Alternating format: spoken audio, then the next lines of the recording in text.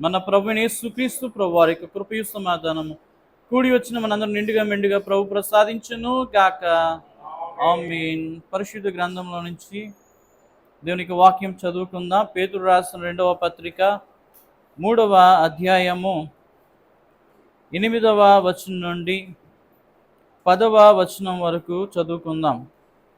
ప్రియమైన దేవుని పిల్లారా, దేవాది దేవునికి మరి 1000 సంవత్సరములు గతించినటువంటి నిన్నటి వల్లే ఉన్నది. అలాగే మరి ఎవ్వరు కూడా నశించకూడదని ప్రభువు దినము అంటే రాకడ దినము.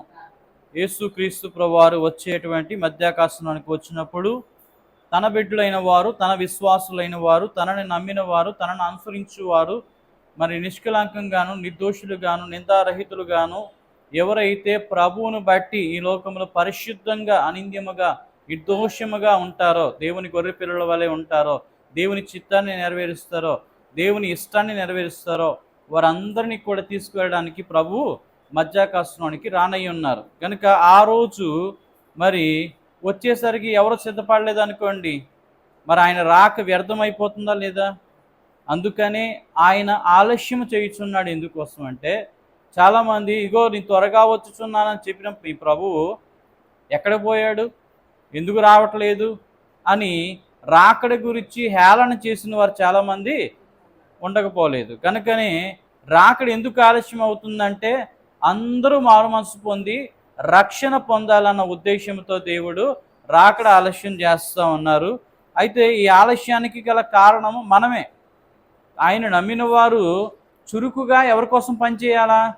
ఆయన రాకడ సువార్తను ప్రకటించే వారముగా, ఆయన యొక్క రాజ్యం గురించి ప్రకటించే వారముగా, ఆయన యొక్క నీతిని గురించి ప్రకటించే వారముగా, ఆయనను తట్టు అనేక ఆత్మలు రక్షణార్థమైనటువంటి మరి దేవుని రాజ్య సువార్తను అందుకొని రక్షితులు అవడానికి, ఆయనకు రాజ్యం ఏర్పడడానికి దేవుడు కోరుకుంటా ఉంటే ఈ లోకంలో కష్టాలు, ఈ లోకంలో సుఖాలు, ఈ లోకము భోగముల కొరకు మరి బోధించే వాళ్ళు ఎక్కువైపోవడం వలన, సాక్ష్యాలు ఎక్కువైపోవడం వలన ఈ లోకంలో దేవునికి కన్నా లోకానికి ఎక్కువగా ప్రాధాన్యత ఇవ్వడం వలన రాకడ అనేది ఆలస్యమైపోతుంది.